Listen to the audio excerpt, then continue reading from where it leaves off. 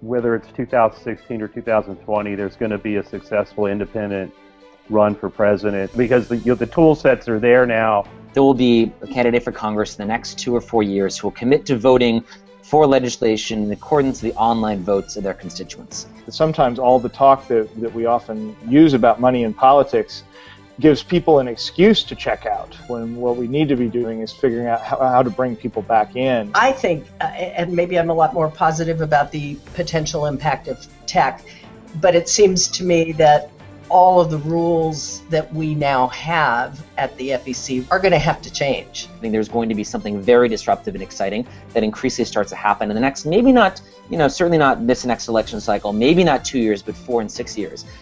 Different people out there, everybody on this panel building different new ways to do things better, but you've got a management class and a consultant class wed to the old ways. From my perspective as chair, one of the things that I want to do is hear from the tech industry. Very often it's just a very few people with a new idea, right?